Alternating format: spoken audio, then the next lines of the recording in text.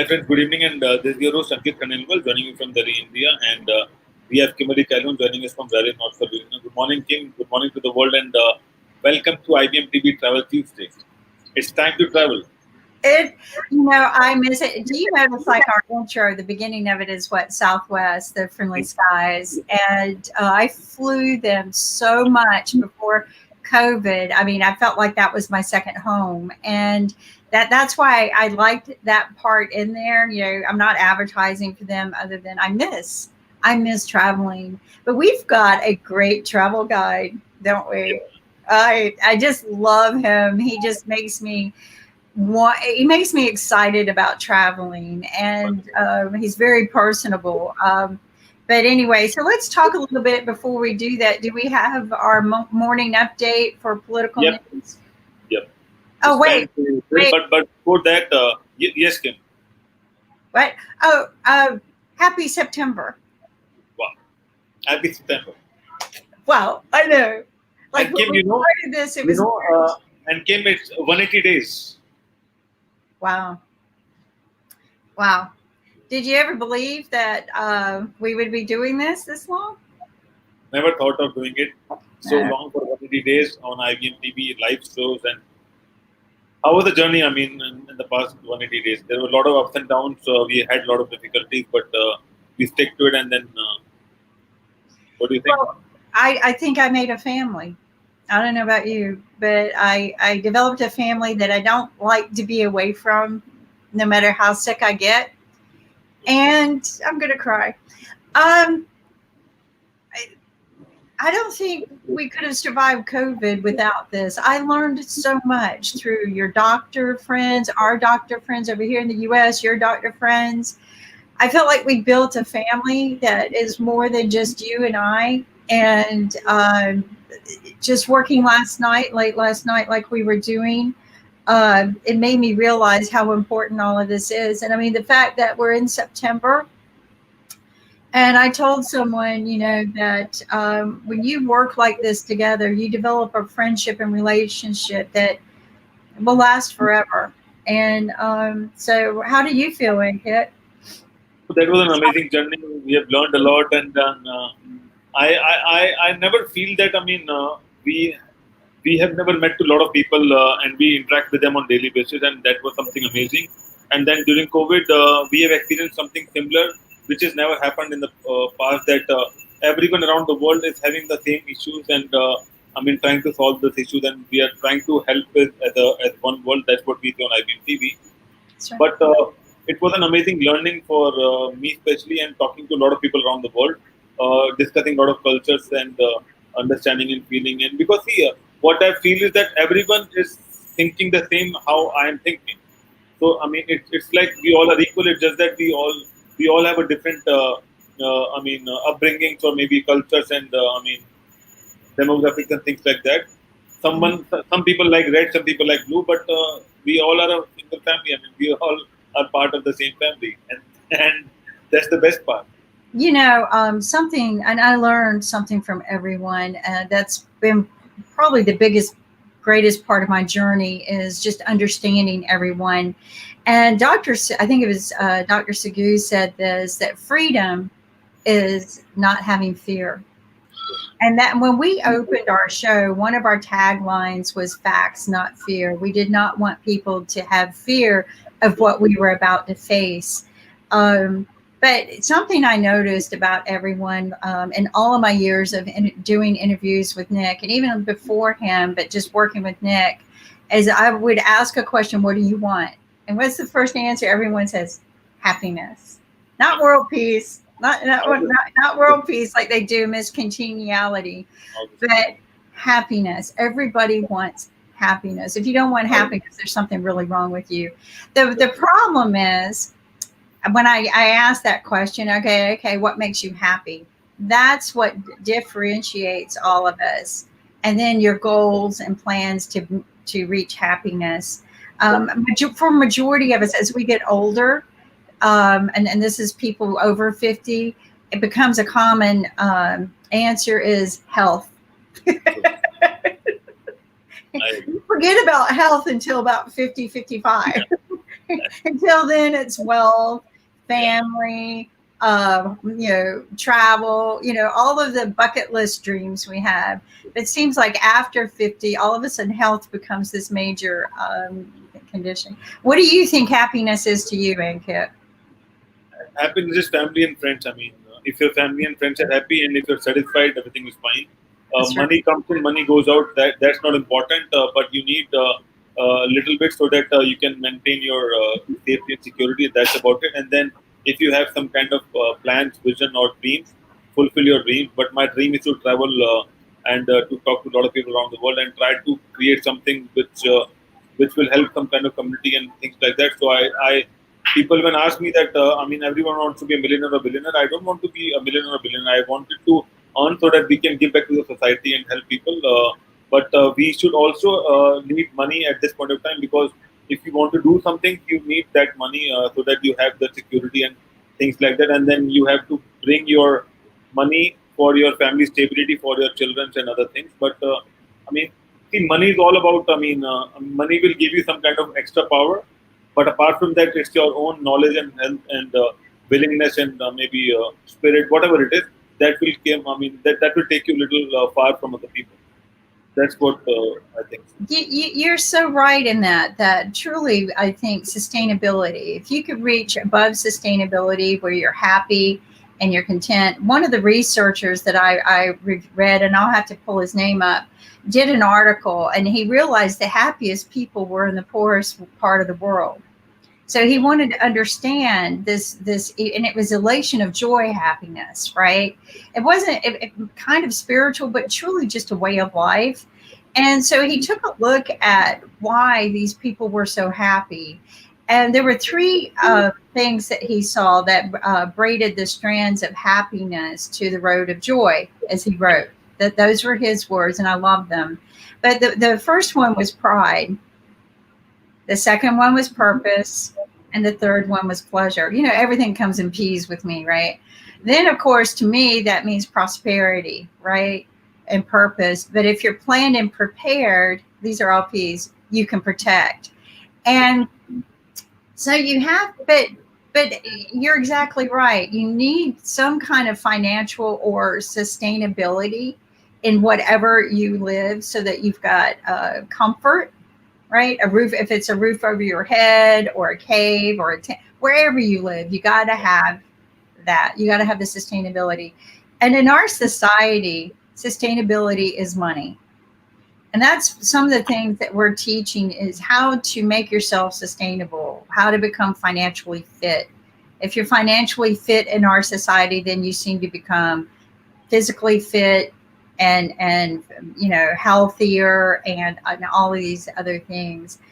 One of the things we have in our society too is either dictatorship or democracy, right?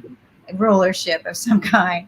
And we have in the house today the information that we're trying to sustain in our country, because right now the message that our country is sending out to the world is we're not stable, we are not sustainable, and we're not trustworthy right now. Our decision making skills are not trustworthy. But Kim, I mean, I know that I mean there are a lot of negativity, but if we have to think positive, so we can take some Exactly. positive news as well. And the important news about peace, because we are talking about peace and all those things, that there was a flight started, I mean, from Israel to UAE after many years, and that peace talks initiated happened because of Donald Trump, Ah, and and the first flight flew from Israel to UAE yesterday, and it was a historical day for both the countries. And I mean, both the countries are thanking Donald Trump for that. So I think my concern is that I mean, whether we can agree or disagree with a lot of people, but we should appreciate people so that they can maintain and start doing good job, because it's not just for bad things. What I believe is that there are people who are good and bad, but those people can be bad in something or good in something else. It's not that that person is bad for throughout the life. So well, I mean, it's all about appreciation, and that's what we are not doing, or maybe we are not giving right credit to the right people. And I think media is also playing its own part, because in India we understand that we have government and we have media, and then we have democracy, which is people. So everyone will play their role in regards to that. And I think perception happened through media because a lot of people watch Fox in India. Maybe some people watch NBC, some people watch Indian channels, and based on what media says, we say, okay, we agree. Without asking anything, we just agree to whatever media is saying, and that is something we need to change, and we need to cross questioning it, and that's why we have IBM TV, because we don't have any script, and we are just talking to the people around the world and just talking about the facts and not fear. That's what you mentioned Facts, earlier. not fear. And building bridges. This is something that you and I wanted to do from day one when we wanted to build bridges. We don't want walls between the world. We want to connect the world. And that is the most positive thing that can come out of all of this negative that's happening. And I want to tell you what, I've been medically having to take care of some problems in and out of a lot of doctors' offices. And that makes me so scared, right? Because COVID is floating around.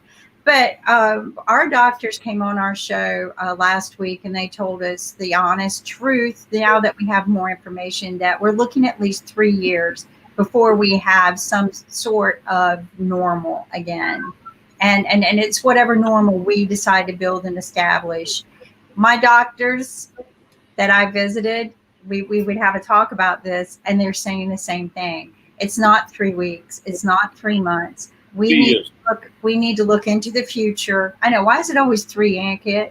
Is there something magical about 3? So first year is testing, second is implementation, and third is maybe final optimization. I don't know, but it's always 3. Recovery, right? Realization, but optimization and recovery. But here's the thing. I've thought that was a true affirmation to hear it from my doctors. That means that the word has spread among the medical community. And this is what the last doctor, no, it wasn't the last doctor I saw, but one of them yesterday said it finally gave her some relief and hope. You know, she said this 3 weeks, 3 months. She said, I just panicked, right? I'm having to deal with short term. But now she said, I have a plan.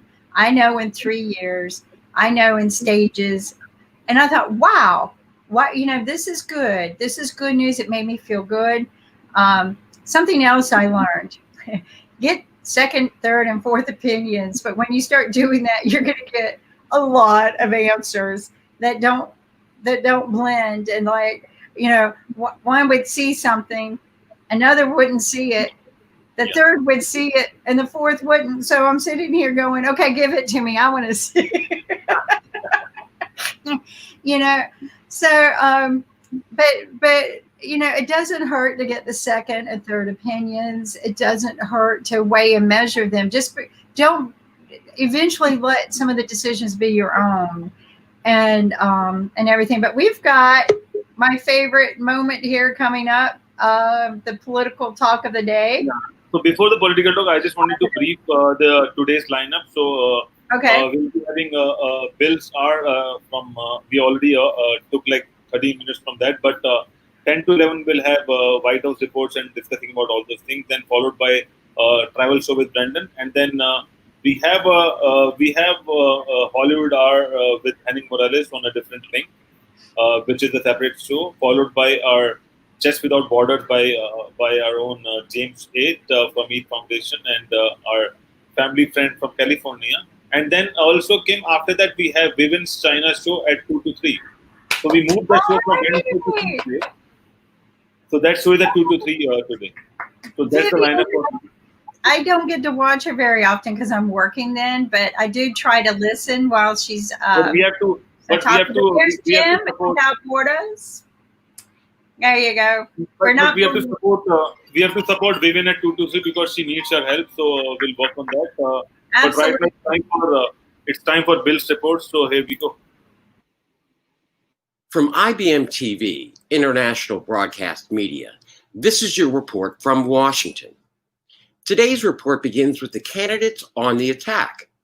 Trump is pressing forward with his attacks on Biden as a left-wing radical who's providing, quote, moral aid to vandals, the radical left, protesters, and anarchists. Trump called for patriotic education, stating that children should be taught that America is an exceptional, free and just nation as a way to combat the left-wing indoctrination and lies about racism in America.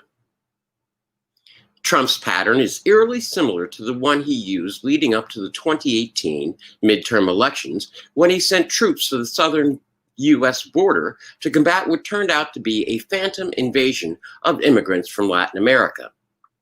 For his part, Biden, in a speech in Pittsburgh, responded, quote, "I urge the president to join me in saying that while peaceful protest is a right, a necessity, violence is wrong, period. No matter who does it, no matter what political affiliation they have, period. If Donald Trump can't say that, then he is unfit to be president, and his preference is for more violence, not less. That is clear." Trump will be in Kenosha, Wisconsin today, in spite of the governor's objections to the visit on the grounds that it may interfere with the healing process for the community. The campaign is heating up in other ways as well. Vice President nominee Harris called for charges against the officer involved in the shooting of Jacob Blake, stating, quote, "From what I've seen, it seems that the officer should be charged." In addition, the Democrats are beginning to roll out their high-profile surrogates, with Michelle Obama declaring that, quote, "systemic racism is coming from the White House," end quote. The political allegations will, of course, continue today.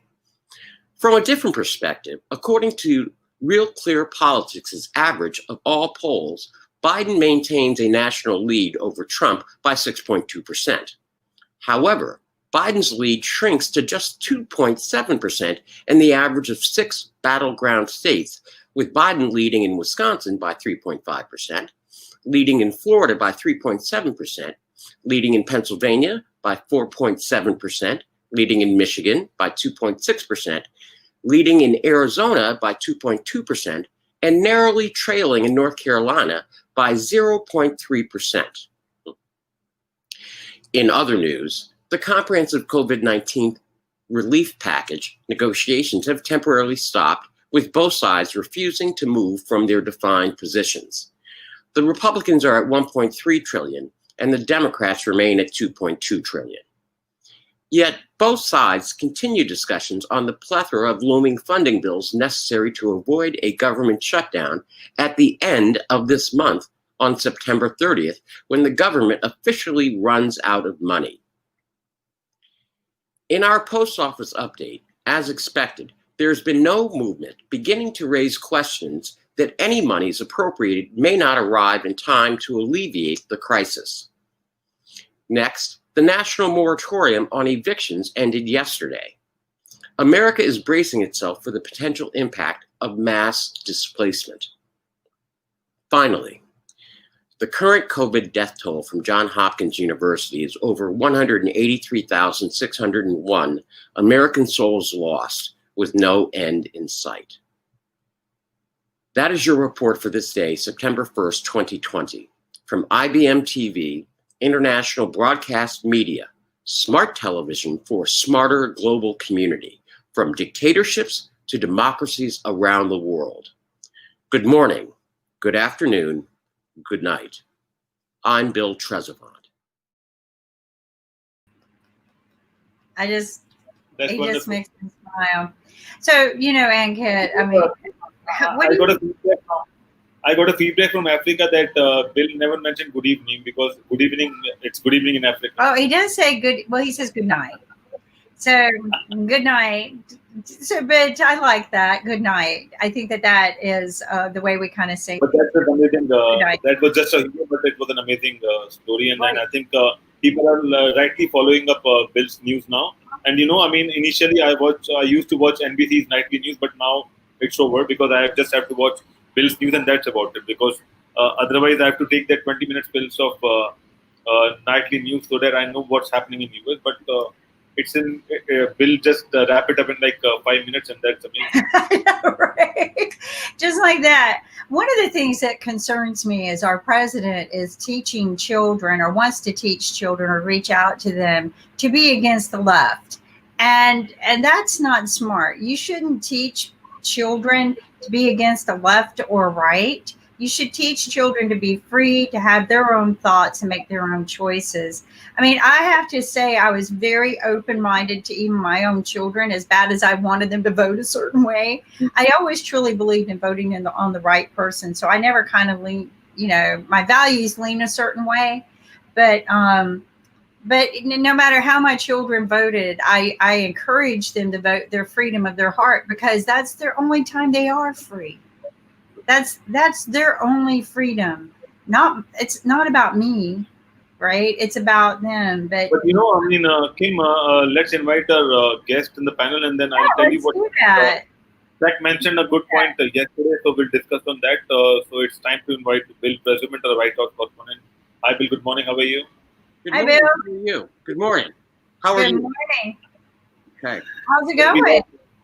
We have Jim Aid from California. Hi, Jim. Good morning. Good And morning. then we have our star, Alexander Starr from Toronto. Good morning, Sasha.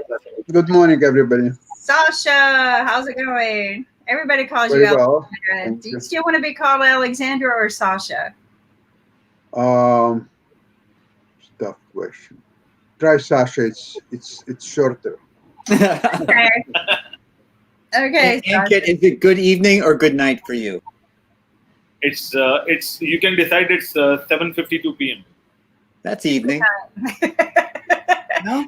And Kid never sleeps, so that's not a fair That's true. He's question. the Iron Man. Yeah. Yeah, and Kid doesn't sleep, so that's not a good question.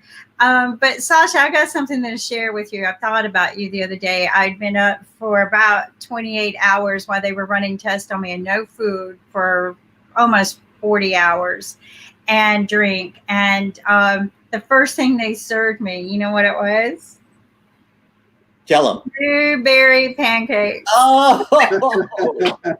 It's I very didn't healthy even ask food. for it. The nurses were all excited. They go, "Oh my God, we got so lucky. The chef came in and cooked blueberry pancakes and we're bringing them to you." And I'm like, and the first person I thought of was you.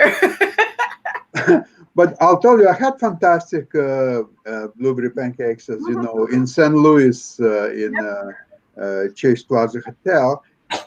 And I didn't fast for 40 hours before I had that. I just got up in the morning, went downstairs, and voila. They were still good, right? Yeah. Very, very You good. have to fast to enjoy them. Yeah. I enjoyed every bite. I'm sorry, Dr. Sagu, I did not chew my food 40 times, but like I'm supposed to. I think I inhaled them. I think you can be forgiven for that. But I thought of Sasha and the blue, because they were cram packed with blueberries. Like it was more blueberry than pancake. And Right. They're in the middle and they're also on the top, and a lot of cream. It was, I mean, for hospital food, I thought it was pretty dang good. But let's talk a little bit about what's going on around the world and how some of our politics are impacting you. What did you think of Bill's report today, Sasha? Oh, Bill's report is very well thought out, very objective, and although it's short on time, but it gives a very full picture of what's really going on.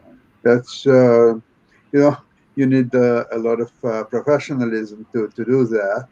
And I was watching some Russian TV programs yesterday, and even a little bit today in the morning. And they're still excited about Trump's victory in the upcoming election. And actually, they're raising their bets that he will except California and New York, he will leave other 48 states easily. And so one of the commentators said that they should just elect him for life, stop all this election. It costs too much money, and there's no mystery who is going to win it. So just let the man be for life, or until he'll just say that he's no longer able to be a president. So I agree with you, and I want to get into that a little bit more, but I want to bring up something about, how he's totally against the mail-in ballots. And we've been doing mail-in ballots in different states. A lot of states had to do mail-in ballots for years. There's never been a controversy about it. He didn't have a problem with it last campaign at all. But I think the problem that he has with this is that truly we all know that Hillary won the people's vote. And if everyone votes on mail-in ballot this time and everyone gets a chance to mail, I think he knows it's going to be a landslide people vote. And I think that's his fear. I think that's why he fears the U.S. Post Office and why he fears the mail-in ballots. And if Russia is predicting that he's going to win, he shouldn't fear then, right? But I truly think that that's why he has feared and has been upset and has tried to get his party totally against the mail-in voting. What's your thoughts on that? Well, I'm thinking about that with the mail-in votes. People have to take their action sometime before the election day, obviously, right?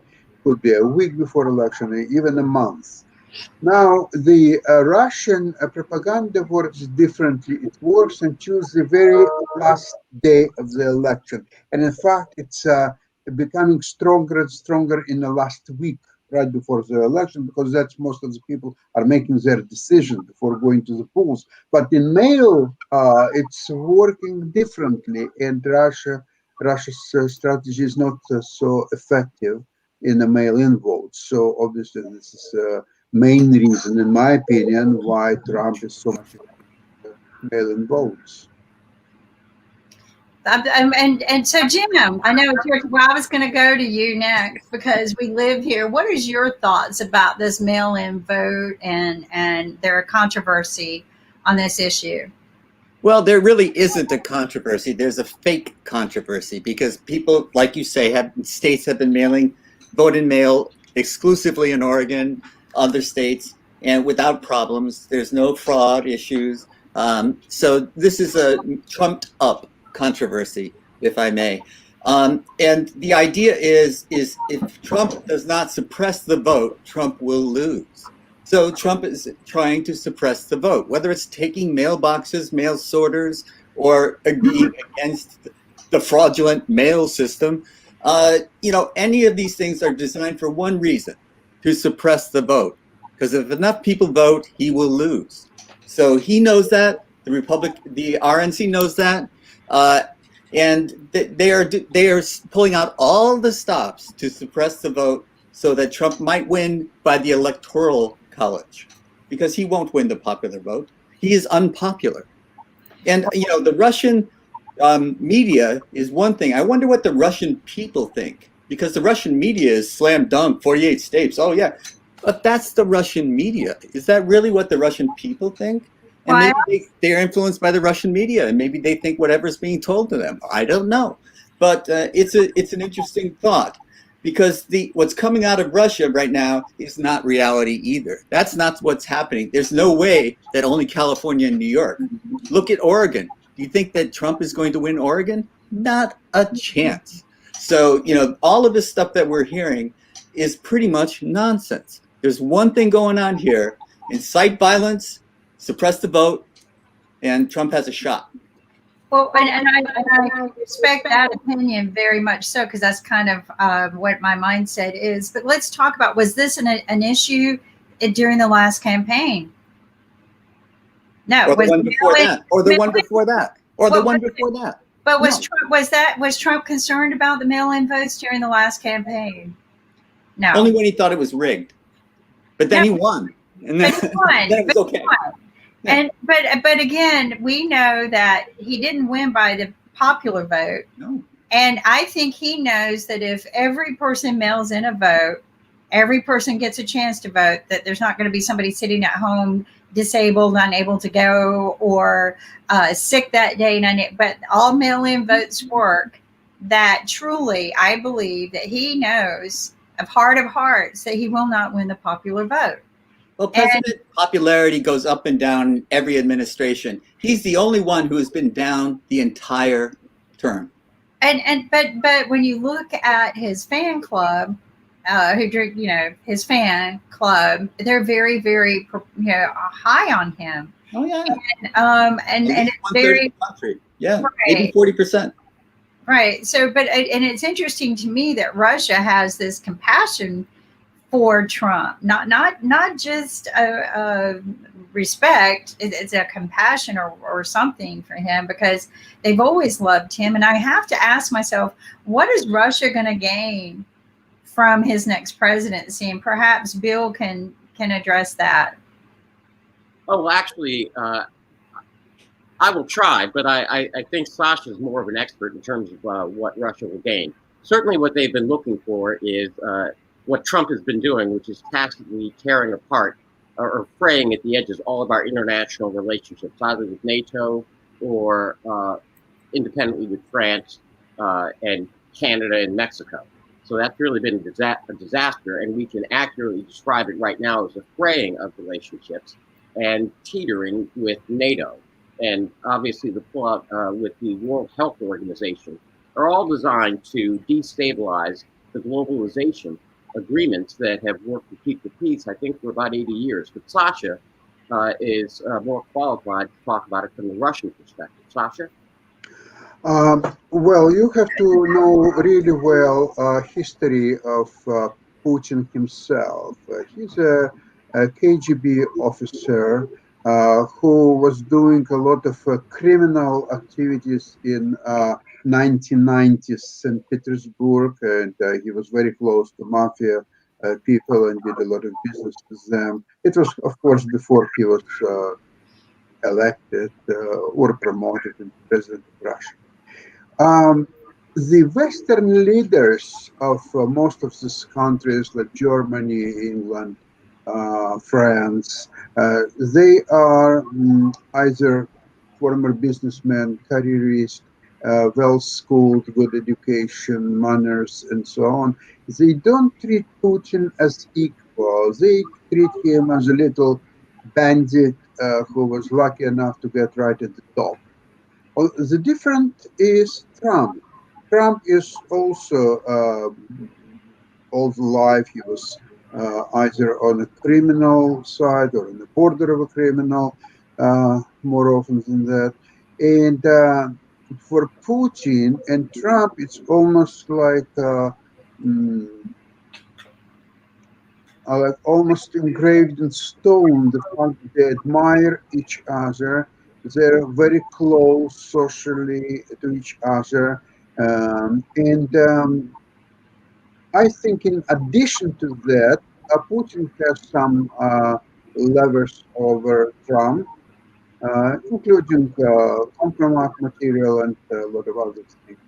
So for Putin and for Russia, for that matter, is a big thing that if Trump will be re-elected, finally he will finish his job to dismantle NATO. And as I said before, it means more than just taking U.S. out of Russia. No, that's not enough, because even without the U.S., NATO can thrive and prosper. But to just dismantle it, just there is no more NATO at all.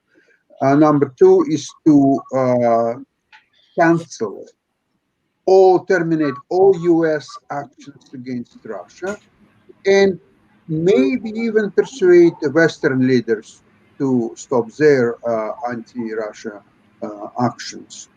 So this is probably more than enough reasons for Putin and Russia to heavily cheer for Trump's re-election. Wow.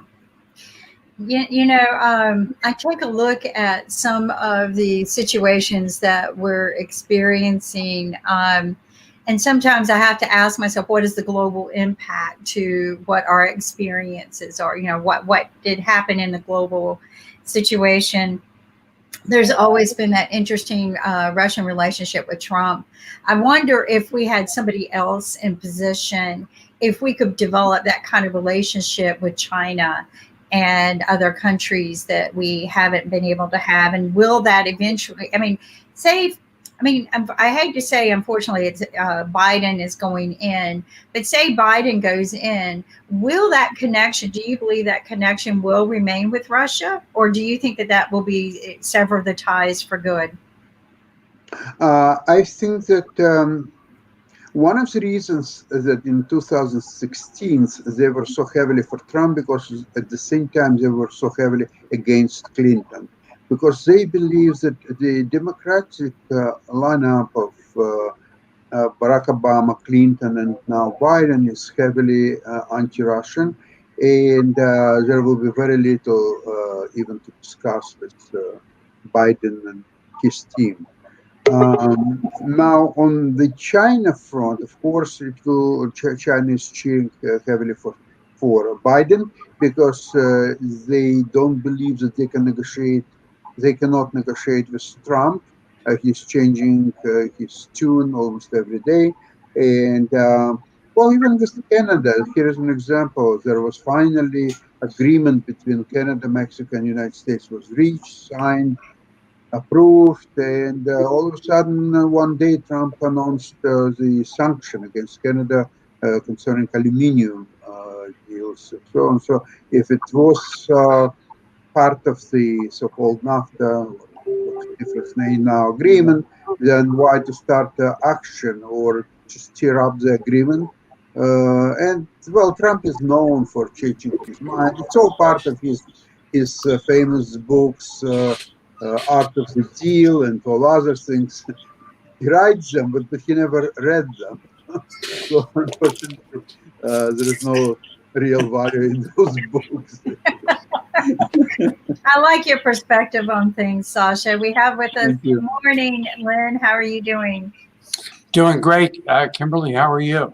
I'm doing great. We're having our favorite talk of the morning. I'm sure Ankit goes, I wish you guys would just get this election on and over so we could talk about something else. Yeah, but then what are we going to have Bill talk about?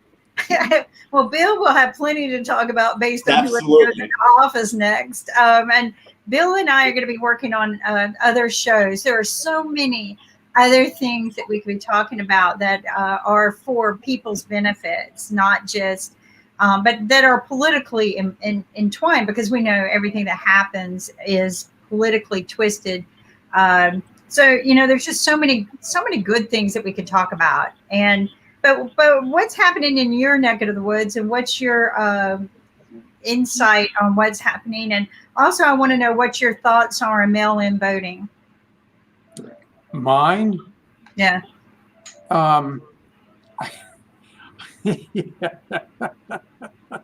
So, well, you got to go to the mail office anyway and mail it. So well, no, but my wife and I both, because of prior commitments back in May for that day when we had our primary, applied to do mail-in voting, and it was interesting because they also gave us the election to do mail-in voting in November.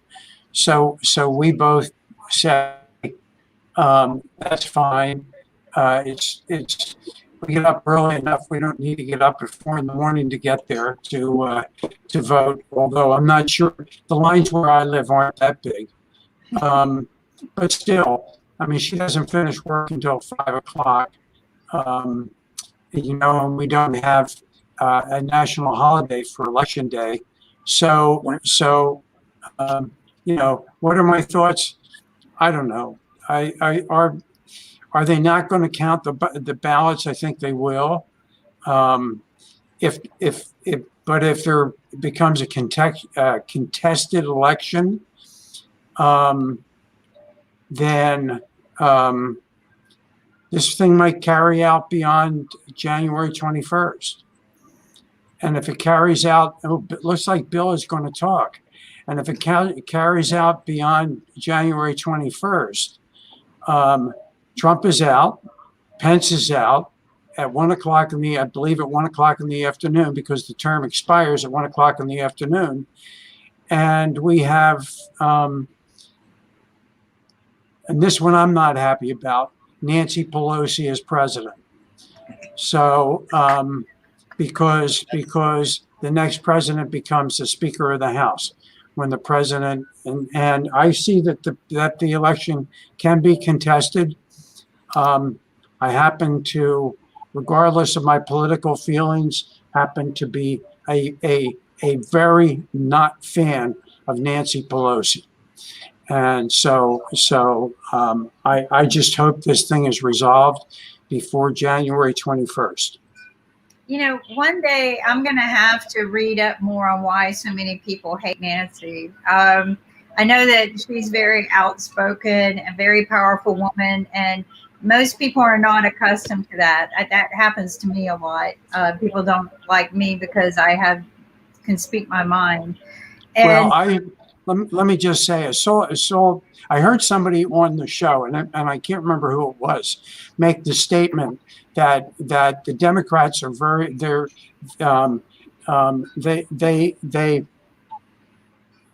how do I say this? Know how to work the system, and they work the system to their advantage. And the Republicans basically look more at the big picture and don't pay attention to how things happen. A lot of people say that the Democrats wouldn't want to have a recount, but I would say that's probably wrong, because that will carry it out long beyond January 21st. And if that happens, then it's the President pro tem of the Senate. Yes. Is that right, Bill? Yes, that's right. Because it's just a nuance, but there's a law from 1868 that has Really? been, yes. Before your time, Lynn. That was before your time. That was just before my time. Okay. And essentially what occurs is, just structurally, the president is out at actually 12 noon is when 12 right. noon, whoever's in office is out, unless and if nobody is sworn in, you don't have a president, you don't have a vice president, and therefore you can't invoke the order of succession, which is what you're referring to in times of right. crisis. If the president is out and the vice president is out, then it's the Speaker of the House. According to the law in 1868, it says that without a president, without a vice president, it goes to the president pro tem of the Senate, which is the most senior senator in the United States Senate, to serve as interim president until Congress can figure out the election. Now, that law has never been tested. And in today's world, we've had a lot more litigation over various issues. And looking at it legally, that law is pretty vague. So essentially, nobody really knows what it means, but that order part is clear. It goes so you say the most senior senator in the United States Senate. In United States Senate. Yeah. Who would that be right now? Who is that? Jim? That I don't know that, but I was also going to say that if the entire election is contested, then the House and Senate no longer are in office either. No, not quite, because that just deals with the executive branch. The House is sworn in because they're sworn in separately.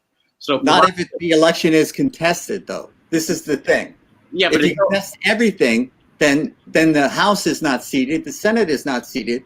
If you only contest the presidential election, then you're correct. That's right. Okay, then yes, if they contest everything, and you make a very interesting point that we really don't. In 2000, when Bush v. Gore, it was just the presidency, right? And you're raising the specter, I think, that it could be true that if Trump challenges mail-in ballots nationwide, right, it may be the entire election. It might be. I put nothing past them.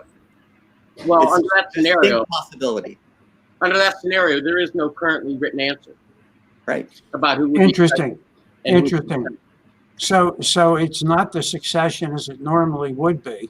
No. Who was the senator from was it South Carolina? Who was what? There you go. There's your most senior senator. Robert Byrd. Robert Byrd. No, okay. He's dead. Oh. Patrick Leahy. Okay. Yeah, well, I was thinking of Strom Thurmond. I mean, Strom Thurmond was dead too. Yeah, I know, but he was. Robert served 51 years. That's a long dang time to serve. No kidding. Yeah. Yeah, but Strom Thurmond was almost 100, or maybe still serving when he was 100. I mean, if that had been lasted a long time. Yeah. Yeah, while he was still in office, I mean, still a senator. My goodness gracious, to have a 100-year-old president. You know, it gives Jim something to live for. Now your first thing you have to do is become a senator, and then because you still, Jim, you have enough time. We can live with Patrick Leahy though. Okay. I think he's a decent man. So, you know, Nice Democrat. There you go. You know, it reminds me. There is one way we've seen it. Do you remember the ABC News, the ABC television show Designated Survivor? That's what we could be in for with Patrick Leahy if there's no president. Jim, did it make you laugh? Yes. Donald Sutherland or Keith or Sutherland has to play him. That's right. Designated Survivor. And so what happens, Bill? And I know we have a travel show at 11 o'clock. And we probably, since I haven't been here for a couple of days, and I apologize about yesterday, but I really got tied up. But and we probably should talk about the dollar store for one second. But Bill, let me ask you a question. Suppose this thing is tied up in court for, it presumably goes to federal court. And then it gets contested, and it keeps going up the line to go to the Supreme Court.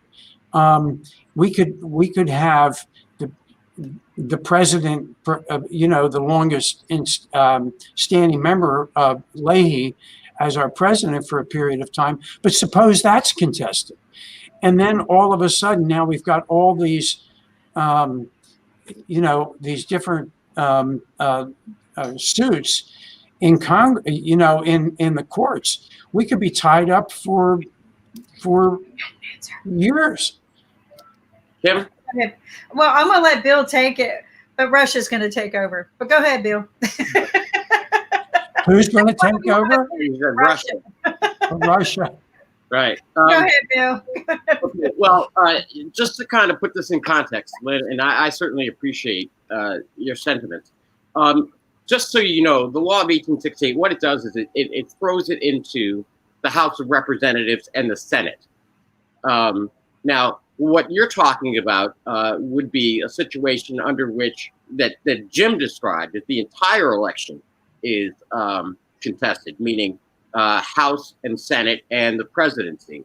Then we might end up going through the court system. If it's just the presidential election and the law of 1868 comes into play, it's thrown into the United States Congress collectively, meaning both the House and the Senate, and they will have to hash it out. And meanwhile, Leahy would be serving as the interim president. Now, it seems to me that we would be in for quite the amusement park ride under those circumstances, because you'd have all of the pressure points from the United States focused in on the Congress, and the pressure would be unimaginable. And the pressure to solve the election and vote would be unimaginable. And more importantly, though, what Congress does could not necessarily immediately be litigated, because the law says that there are no rules when it goes to Congress. So the House of Representatives, when they get it, they get to decide. And just to kind of put the framework around it, and that's this: that with regard to impeachment trials, there is no form. The only thing regarding impeachment is the House votes, and if the House votes to impeach, they send the articles to the Senate. Now, there are no rules governing what the Senate does. The Senate gets to make up the rules as they go along. Likewise, if the presidential election is contested and we are looking at significant delays before it's resolved, it gets thrown to the House and the Senate, and they make up the rules. And currently, there are no rules. But because they would be making up the rules, you would not automatically have access to the federal judicial system. I just Wow.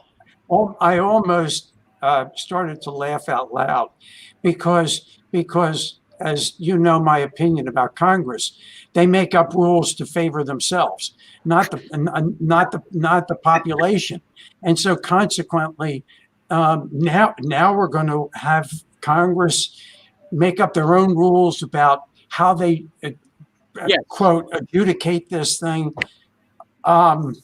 Actually, Lynn, the closest analogy that I think we can all relate to is however we feel about how our Constitution was actually put together in Philadelphia in 1775 and 1776, when you got representatives from all the states together in Philadelphia, and they decided to make up the Constitution. Well, the Constitution actually wasn't done until the late 1780s. Well, no, actually, that was the ratification of the Bill of Rights, and that was, you're absolutely correct. The Constitution itself, you're right, is made up of the Constitution and the amendments, and the first 10 being the Bill of Rights, and you're right. But the process would be akin to the first draft of the Constitution. Let's call it the Old Testament, and the Bill of Rights the New Testament. Works for me. Right. So go ahead, Lynn. No. I find, hey, look, I'd love to come on to talk about the dollar store, because you know how I want to support Money Masters and IBM TV. But I love these kinds of conversations because I learned some really, really interesting things. I mean, people like you, Bill, and Kimberly, and Sasha teach me a whole lot. Did you miss that one? Yeah. I can tell you Jim didn't. So anyway, no, I love you, Jim. You know that. I know. I love having fun with you. But I'll tell you, my wife, she hears a lot of these conversations, and she said, "Boy, you really had an interesting conversation today." Or sometimes, if I don't speak for 15, 20 minutes, she'll say to me, "What was the conversation today? Because you were obviously pretty quiet, and that's not quite like you." So anyway, but no. Anyway, so since we got to go quickly, let's talk about the dollar store. Our family owns an online dollar store. The link is family.dollarstore.com. Don't confuse it with something called the Family Dollar Store, because we're not. We're an online store. We're here because we're supporting the mission of Money Masters PBS, which is to reduce the gap between poverty and financial sustainability. Money Masters PBS provides education using IBM TV as one of the principal vehicles to provide financial education. And what does that do? It results in financial fitness. And IBM TV is owned by Money Masters PBS. So one of the easy things is you don't have to remember, which is great because I know Jim can't. So they put the big round button on the IBM TV link and on the IBM TV website. And you can click on it. If you're colorblind, you don't have to worry because it's big and round, and it'll take you right to the site. But we have a lot of products. Bill, you'll remember we have over 4,300 products. That's right. That's right. And there's the button that Kimberly is showing us, or Ann Kidd from the backstage. Just click on that, and it takes you to the website. And when you get there, you can look at 4,300 items. So what I expect is, oh yes, and we have masks. Now look at Bill. What a prompter, Bill. You're great. So we have these medical type masks. They're 3-layer, blue on the outside, which protects the world. And if you want to turn it around and put it to the inside and protect yourself, Jim, keep yours on, because we need to be protected from you. So we'll put ours on backwards.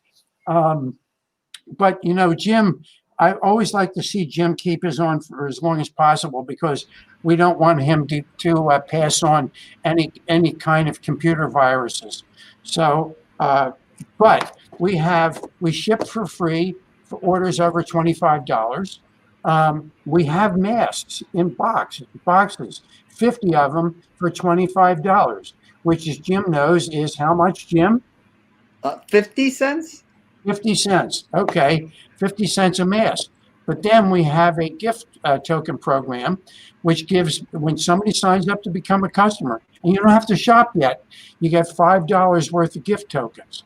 So now how much does it cost? Because you apply the gift tokens, and now it's going to cost you $20 for a box of 50. So what is that, Jim? 40 cents. Great, good. Jim's right on the ball today. Now, because you sign up by midnight tonight, if you sign up by midnight tonight to be a customer, we're going to give you an extra $5 of gift tokens. And when we do that, now it's going to cost you $15. And there it is, Jim, 30 cents. 30 cents a mask. I mean, where can you buy them for 30 cents a mask? But let's look at some of the great products. We have lots of CBD products. So we have the Extreme Patch, which is a CBD patch that also has lidocaine. And I know Jim needs to use it before he plays chess with Sasha, because he knows he's going to have so much pain. But on the other hand, most people need to do it because they're going to get tendonitis in their arm. So put it on your arm for moving chess pieces. Now, Kimberly brought up Genesis Solutions line-free lift. On Amazon, that sells for $67 plus shipping. We sell it for $4.99. Why would you go and shop at Amazon versus the online dollar store? And think of the 5 aspects of financial fitness. Number one is saving money. So this is the very first aspect, save money. And when you save money, now you have money to pay for what you're obligated to pay for, your essentials. But number 3 is you're going to have money left over if you save enough money, and you can save plenty of money by shopping at the dollar store. So you can invest the money.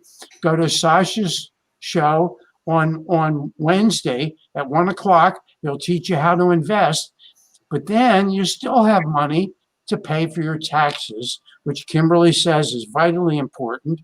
And finally, with what you still have left over, you can pay forward. But think about this.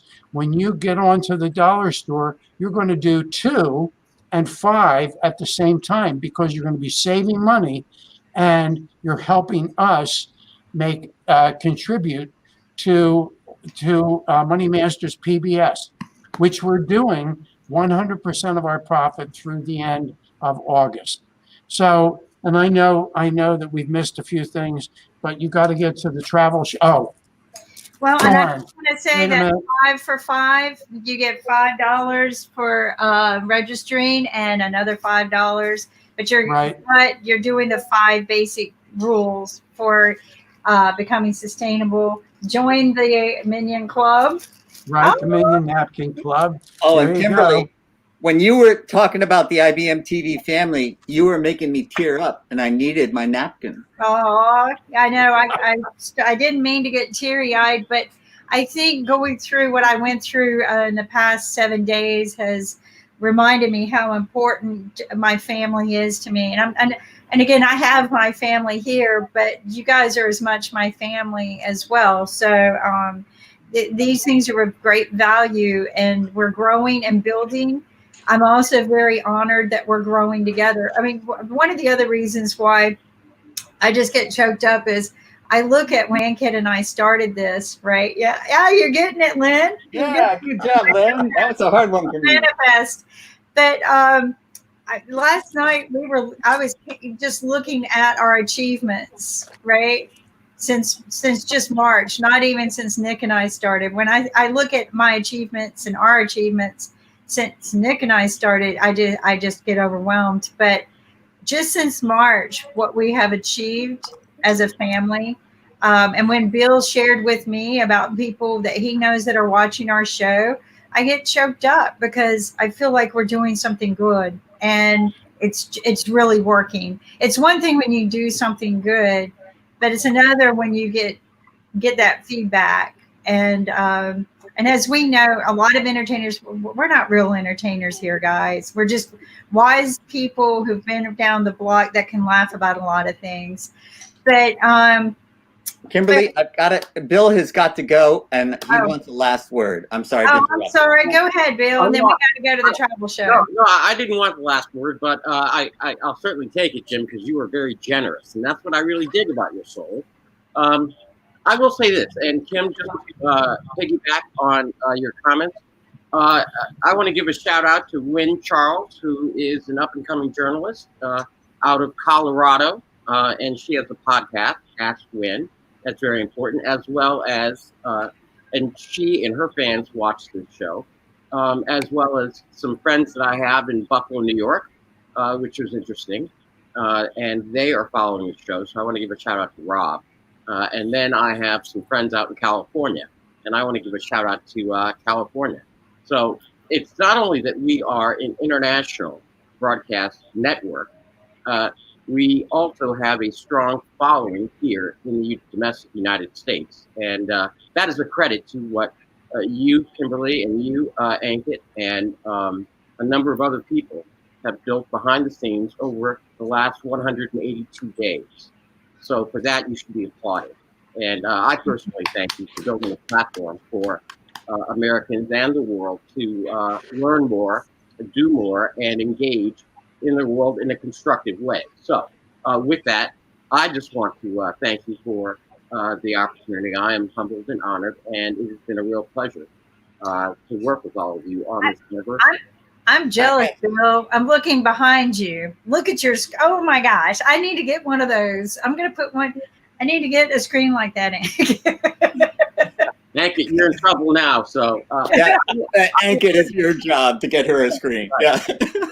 I will be the Jew because I did not want to start any fights. So I know that's either Wynn or Ankit that did that. It's all Bill's fault. Okay, it's Wynn. Wynn, you got some work to do. it's a team. And But I'll tell you something. I mean, we have finished our 180 days, but maybe next 180 days will be a ladder journey where we'll be doing a lot of interesting stuff and trying to create interesting work on technology, setting up our OTT and things like that. That's our vision for next 180 days. And also, once we lined up, we also working on some broadcasting for special people who are regulars on our show. So we have some kind of virtual studio for them, so that it would be interesting to, go live from anywhere, and it looks like that you are sitting in a studio.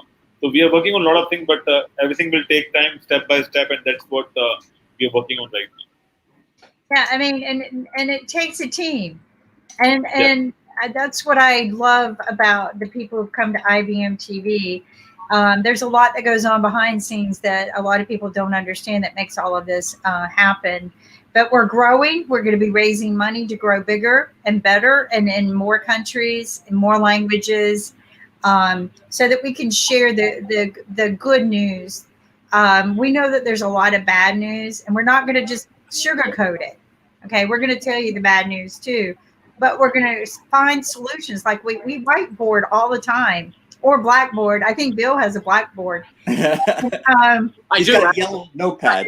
No, that's a blackboard. I know. I know, but Kimberly, I wanted to run. We forgot poor Nick because he's running around, scrambling around somewhere as part of the team. It's hard to forget Nick too. Shout out to Nick. But yes, Kimberly, you're right. And I will take my leave and thank everybody.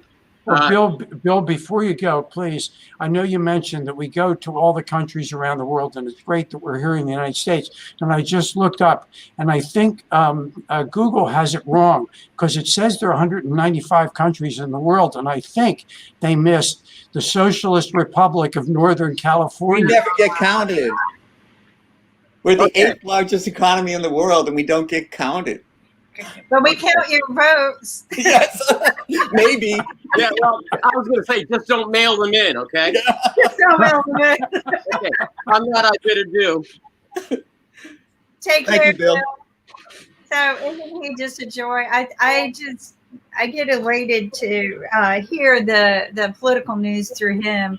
I no longer have to watch it on the news and hear all of the pandering, which makes me sick. Years ago, my doctors made me get rid of the newspapers. Yeah.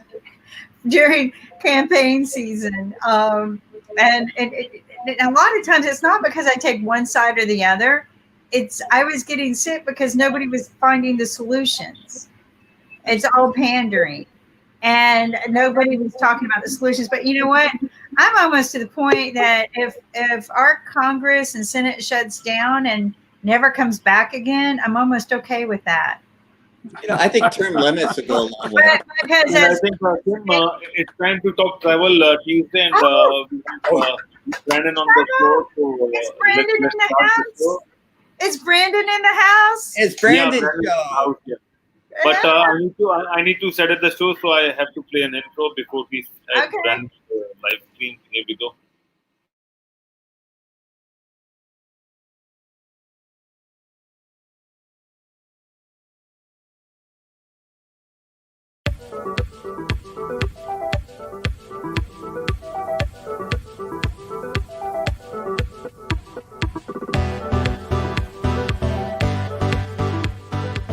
My name's Brandon.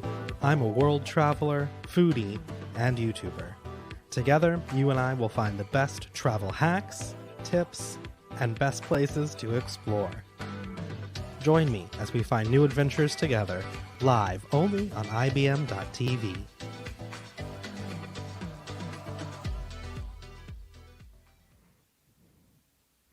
Hello, IBM TV. Welcome, everyone. My name's Brandon, and if you haven't figured it out, today we're talking about travel. It's Travel Tuesdays here on IBM TV. You know, you got a little bit of travel content, a little bit of inspiration, a little bit of. If you don't know me, I'm a traveler. I make videos. I make all sorts of different kinds of content, podcasts, websites, blog posts, anything you could want. Talking all about travel, everything from travel tips, hacks, all sorts of great stuff. Today, we're going to follow up on my first stream. If you haven't watched it, you should. It's available on the IBM TV YouTube page and Facebook page. We're going to about airports. Airports, the money pits of travel, a money pit. Airports are crazy. Last week on the stream, I told you about a few tools that I used to find great deals on flights. We went through a few of my favorite tools and tips when it comes to booking an airline ticket for a very low price. If you haven't checked out that episode, you should. We're going to build on that a little bit today, and we're going to continue to build on that through the season here on Travel Tuesdays, learning everything about booking your trip, organizing your trip, picking a destination, making sure you're ready to go on that great adventure. This week, we're going to talk about how to save money at the actual airport. Once you've booked your flight and you found your deal, there's another common trap that you might fall into. It's common. Everybody falls into it. I've fallen into it. If you're new to the show, welcome. Make sure you check out my website, leebrandonscott.com, and my YouTube channel so you can get some more travel tips and hacks. So here's the deal with live streams. It's live. So if you want, you can head on over to the IBM TV Facebook page. It's a mouthful. IBM TV Facebook page. It's a twister. You can leave one on the stream. It'll pop up here, boop, right below, and we can answer your questions live and help you organize your trip live on the air, or at least give you some advice. So, flights. Here we go.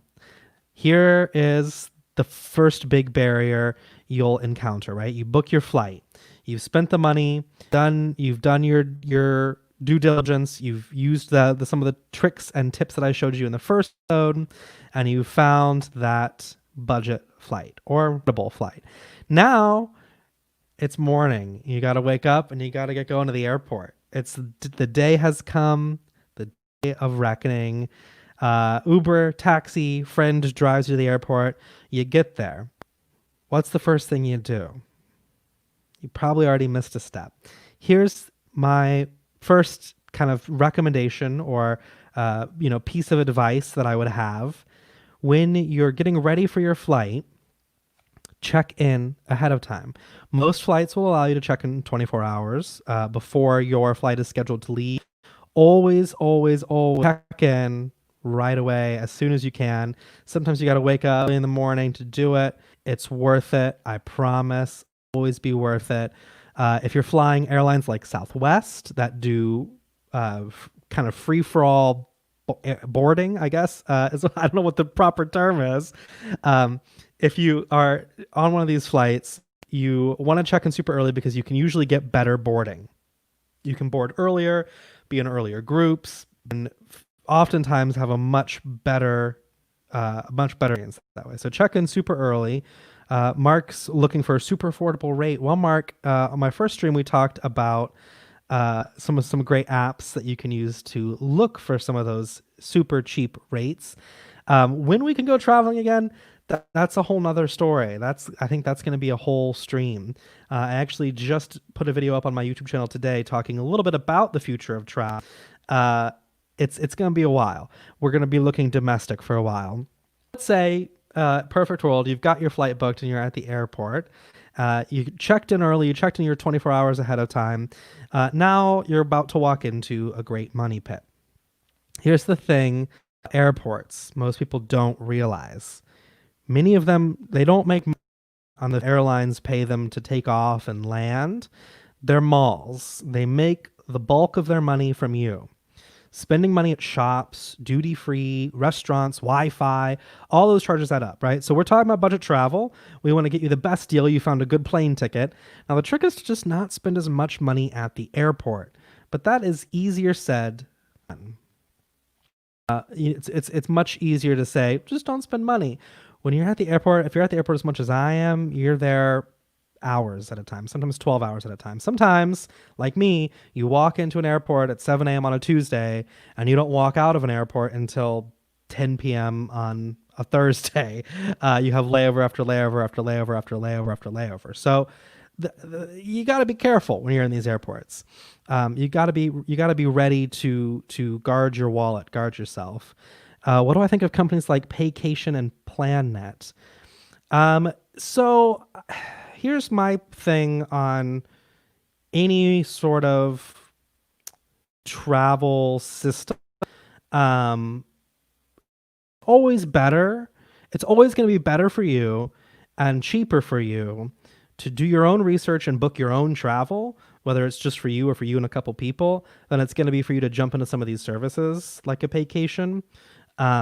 It's like similar to the timeshare model where you're paying money to another company to make a trip and to help organize the trip. So it's always best to just try and book everything directly, book everything yourself, and organize your own trip. Group travel's a tricky thing too. I could rant for hours about group travel.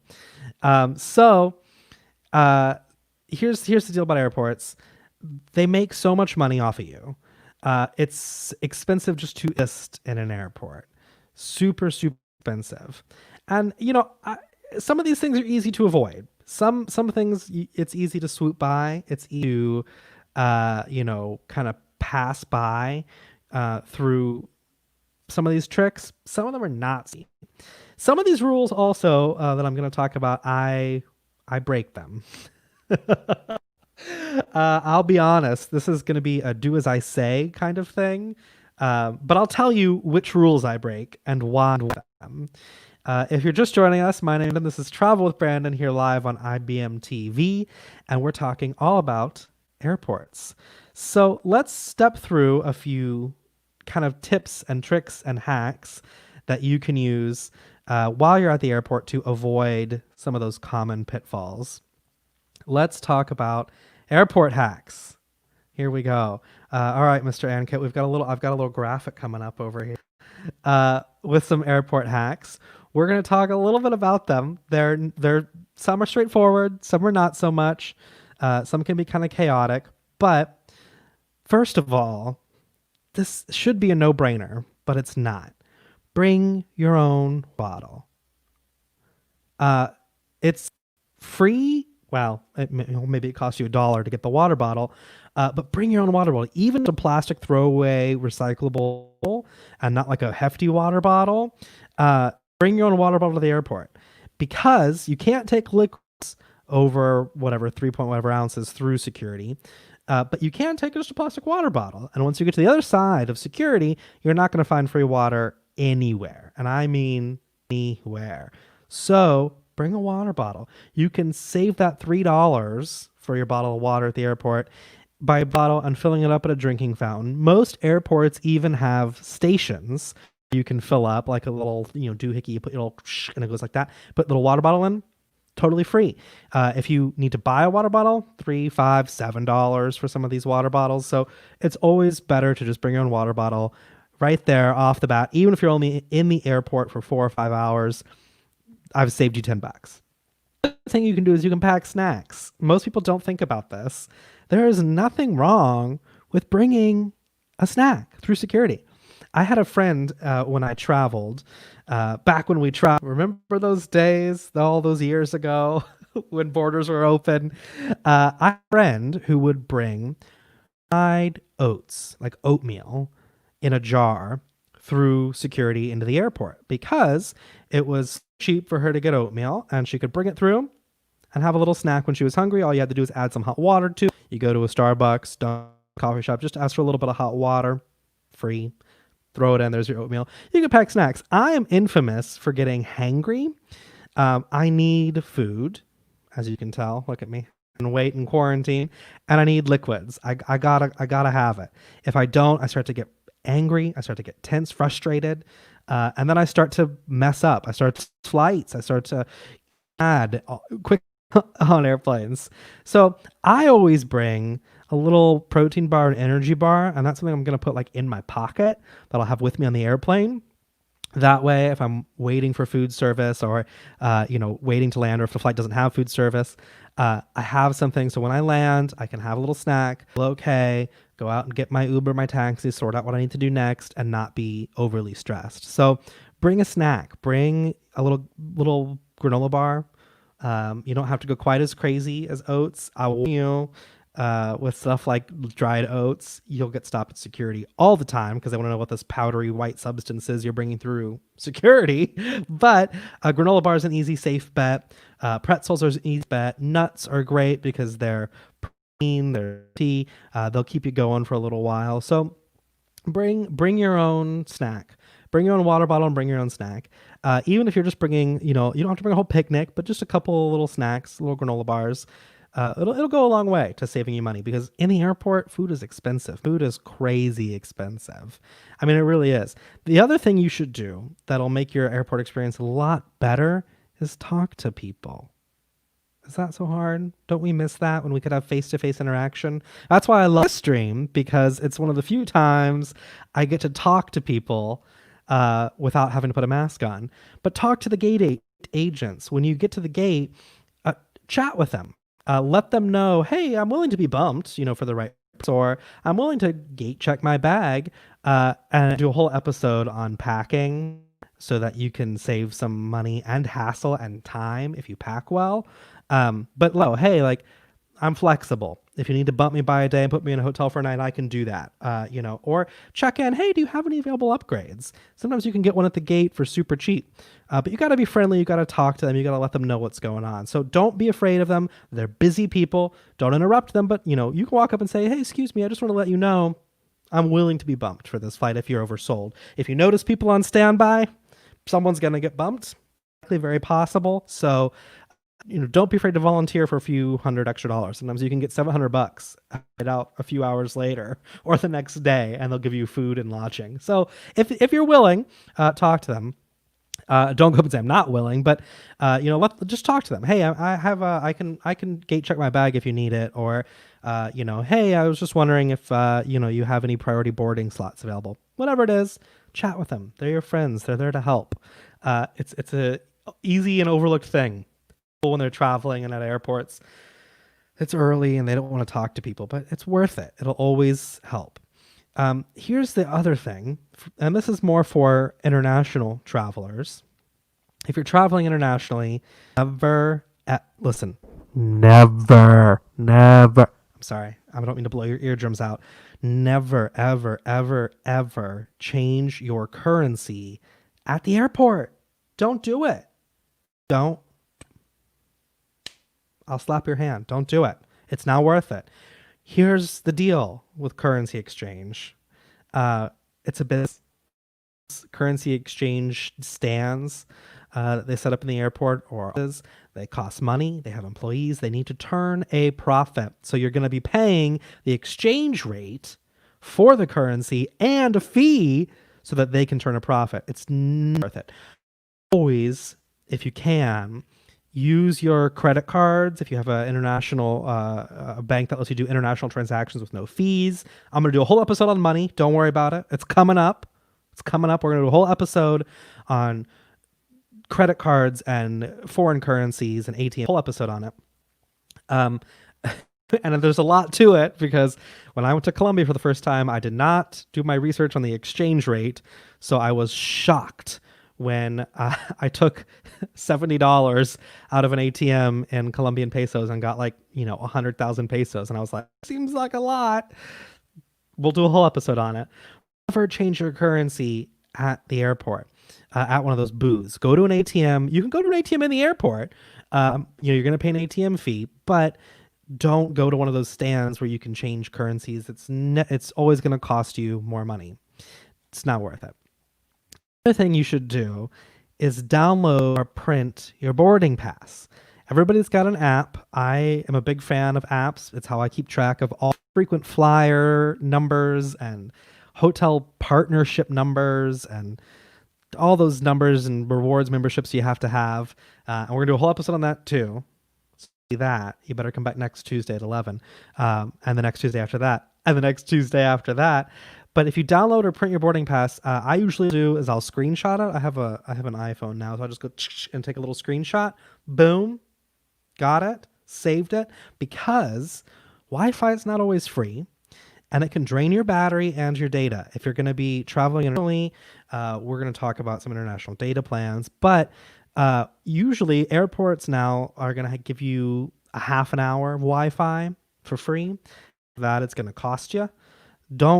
If you have to log onto it, don't log onto it. Take a screenshot of your boarding pass and of your membership number if you need it, and save that to your phone. If you're traveling internationally, also screenshot your hotel reservations, your outgoing travel, anything you might need for customs and immigration. That way you don't have to worry about trying to connect to Wi-Fi as soon as you land. Amcat wants to know what the available utilities are at airports. Well, you're going to find you're going to find free power, right? So you can usually charge your devices for free, no problemo. You're going to find Wi-Fi. It's usually going to be free to an extent. It's going to be free for the first 15 minutes or 20 minutes, and then you're going to have to pay for it. You're going to find tons and tons of restaurants and shops trying to sell you something. You want to try to avoid those as much as you can. But here's the other thing I'll talk about Wi-Fi when it comes to Wi-Fi. You can sometimes, and don't tell the overlords listening in, sometimes you can find free Wi-Fi if you just decide an airport lounge. You go near one of those like Delta Premium lounges. You don't want to pay to get in, but if you sit outside, sometimes you can connect to the free Wi-Fi. Just saying. But if you have your boarding pass screenshotted and your travel plan screenshotted, you won't need to. You can just pull up that photo, scan your boarding pass, and hop right on board. So easy way to save a couple bucks there. Avoid connecting to the line until you absolutely have to. Thing, and I can't stress this enough. Be nice. Be nice. Be nice to people. Be nice. Some airports do have private baths. Most of them will cost. Sometimes you can take a shower for a cheap price. Sometimes they'll have lounges. A lot of times they'll have free showers and bath facilities. Here's my thing on it. It's never worth it. If you're going to travel that day, wake up, shower. If you've got a 14-hour flight, wake up or take some deodorant, some fresh wipes. You're going to be on a plane for 14 hours. You're not going to be sweating. You're not doing any intense activity. Land, freshen up a little bit if you need to at the airport. Go to your hotel and shower. I would never pay for those personally. I'm a big fan of making sure that it just isn't worth it to me. Some airliners now will also have showers on board. Sometimes it's maybe worth it just to upgrade your ticket, and it's going to be cheaper for you to do that. But If you're nice to people along the way, you're going to find a much more pleasant experience. Because here's the other thing, the overlords don't want you to know, your profile, which is doesn't even, you don't even have to have a frequent flyer number. Just your name, email, and address are going to show up a regular profile for them, and they can add notes into it. So you got to be nice to people, otherwise they're going to add some bad notes. They'll know if you're a problem guest if you've had problems before. So be. Ankit wants to know which are the best airports around. Well, I can tell you the worst. I mean, Singapore's a nice airport. I like Charles de Gaulle. I like JFK is not bad, actually. I like JFK. I hate DFW. I hate Dallas Fort Worth. I hate Gatwick. It's clean. It's very clean, but I don't like it. It's just so I'm not a huge fan there, but I do like Singapore's airport a lot. I like Singapore in general. But you say airports too? Yeah, same. I've stayed at airports for days sometimes. I've been in airports where I've maybe stayed in 3 airports and been in the airports for 72 hours. The best airports, yeah, okay. I can support your choices. The worst airports for me are the airports that always have construction. Any airport that seems like it's always construction every time you land. And I think the worst airport for this is Dallas Fort Worth in Texas, because every time I've flown in there, sometimes within a month of each other, the construction has relayed out the whole airport, so you never can figure out where you're going. But this is why you be nice to people, right? This is why when you're checking in, drop your bag, you be nice to those folks, because when that profile comes up and they say, oh, he travels a lot, he's a very nice guy, positive experiences all around, likely to get upgraded, you're going to likely to get perks, you're going to be less likely to get bumped because they know that you're a valuable guest, a valuable customer. The best airport, Ankit's asking on YouTube now. Oh, how fancy. The best airport story I've heard or experienced? Oh, boy. Well, I mean, I've run through a lot of airports. I've had to full out sprint through a lot of airports. I think probably the scariest airport story I have it was on a flight in North America. I don't remember exactly where. The scariest flight I've been on, we had storms and polar vortexes and all sorts of other things. And I remember being on this flight, I think it was an American Airlines, and we had bad turbulence. And I don't really get motion sick on flights, but it was bad. I was getting a little nauseous for sure, and I was having a rough time. I mean, and this thing was, like a roller coaster going up and down. And I remember the turbulence kind of calmed down, so the flight attendants were walking up and down the aisle, making sure everybody was okay. And then the turbulence suddenly got very bad. And the scariest thing about it was, believe it or not, I've never seen this happen before. The two flight attendants in the aisleway as the turbulence was getting bad, one flight attendant, one in charge, looked to the other flight attendant and went, brace now. And I was like, for us? And the 2 flight attendants went flat into the aisleway and were like crouching and holding onto the chairs. And I was like, oh, this is not good. I was like, if the flight attendants are bracing themselves in the aisleway, like bad sign. It was super turbulent. It was so turbulent. We were safe, obviously, the whole way through. They were just, because they weren't seated and had a seatbelt on, they needed to like lay down on the aisle and like wrap themselves around chairs. So that's probably my scariest airport story. By the end of the night, I felt woozy. It was a rough flight. But this is why you're nice to everybody, right? This is why when you're checking in, when you're at the gate, when you're on the plane, be nice to people. If you're nice to the stewards and stewardesses, they'll just be like, yeah, we can just move your seat, have that bulkhead seat, you can have a upgrade seat. They can do that for you sometimes. You just have to be nice. Profile is important. Every hotel, every airline, anywhere you go, they're going to have a profile of you. And sometimes they'll share profiles. So if you have like a one world frequent flyer number for American and British Airways and things like that. Excuse me. I'm getting dehydrated. I'm so passionate about flying. If a One World folder and you're using it at a hotel to get cross points or whatever, the hotel oftentimes will be able to it'll pop up your profile when you're checking in, and they can see what the airline said about you and what other hotels have said about you. So if you argument with a hotel agent 3 years ago on the other side of the world, chances are the person who's checking you into that hotel or that flight, they know, they can read that note. They know if you're a problem person. So if you're nice to everyone the whole way through, they're going to be more inclined to do nice things for you and help you out. So good behavior is important. I mean, it's good to be good to all customer service people, but in general, it's good to be good to people who do the flights and the checking ins and the people in the tourism industry, because it's a people industry.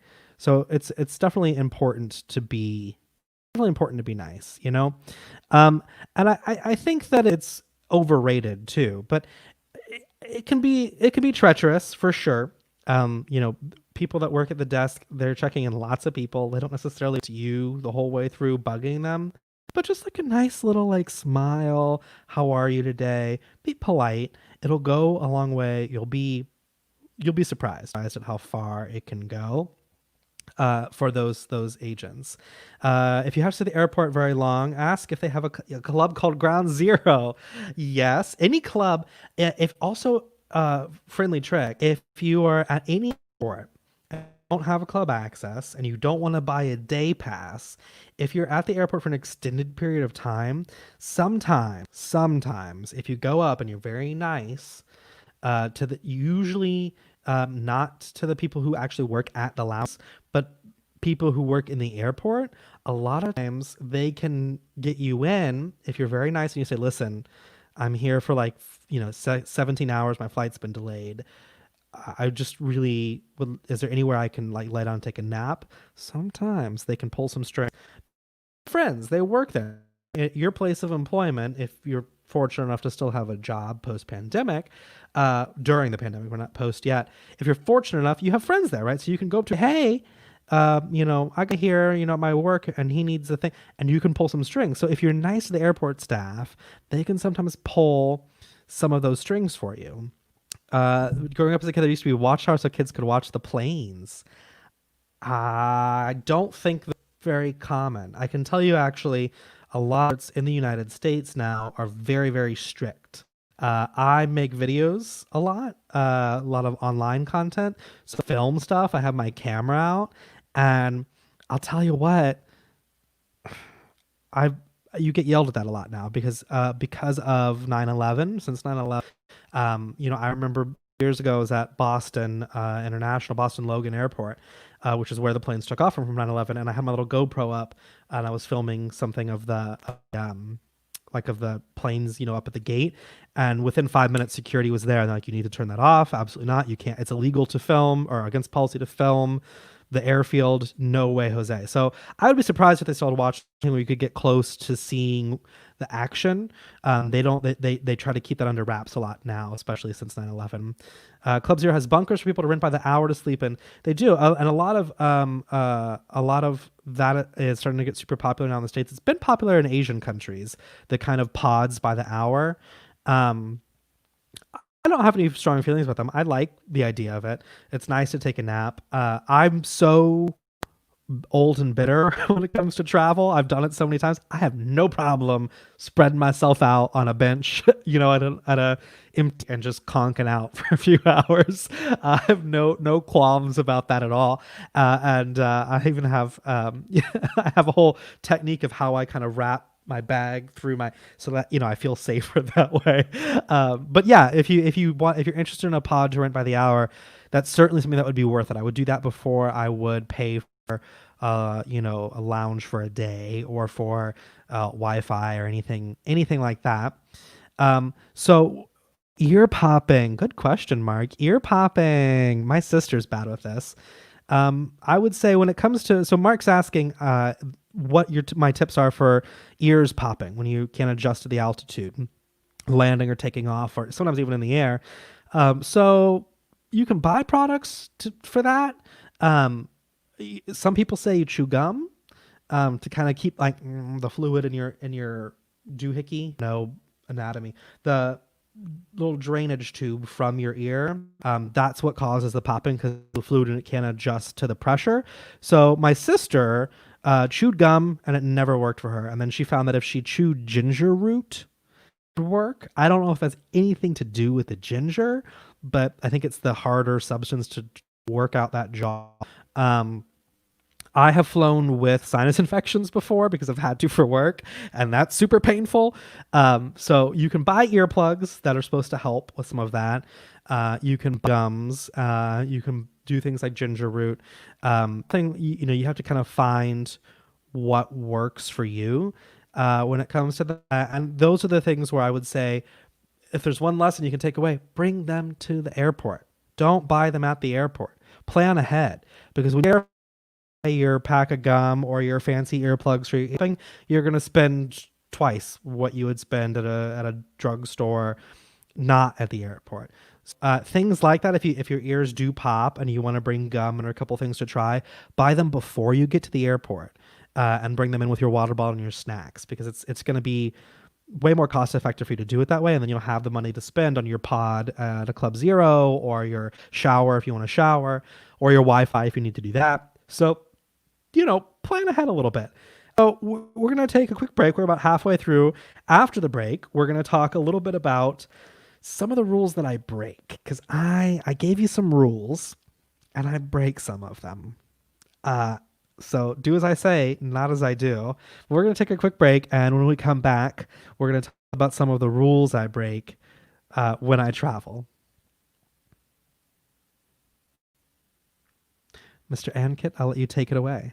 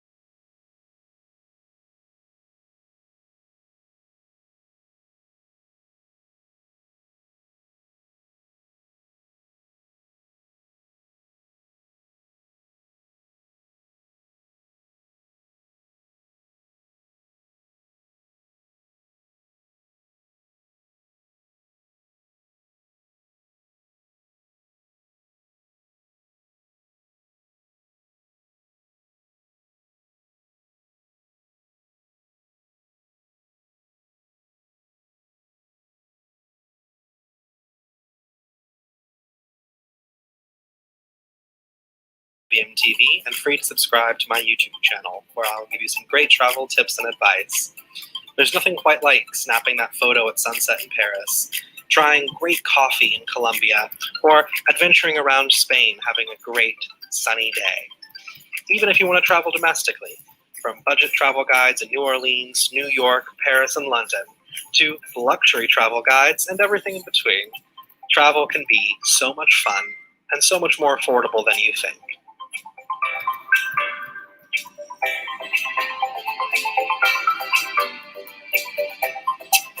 I hope you're having a great time watching me here live on IBM TV. I have a ton of fun making Travel Tuesdays Travel with Brandon, and I hope you're having a lot of fun watching. If you're enjoying what you're seeing, swing by my YouTube channel. You can find my YouTube channel full of great travel tips, some travel hacks, some food recommendations, city guides, budget travel tips, and so much more. Subscribing on YouTube is free to do, and it helps support me and continue making great travel content for you to see. You can also visit me online at thebrandonscott.com, where you can get even more travel advice, some great links, and some in-depth breakdowns of trips I've taken and trips you can plan. It's a great way to find a little bit of inspiration for your next adventure and some travel tips. I've got cities both domestic and international that you can check out. Find the best places to eat, the best things to see, the best things to do, and how to do it all affordably. Whether you want to stay at Airbnbs or 5-star luxury hotels, there are great ways you can do all of those things on a budget. Swing by my YouTube channel, give that big red subscribe button some love, and don't forget to visit thebrandonscott.com for even more travel tips. From great photos in Paris, to awesome food in Spain, to wild adventures in Colombia. you want to adventure and you want to see more, this is the place to do it. Now back to, I guess, live me on IBM TV. Enjoy Travel Tuesdays and Travel with Brandon.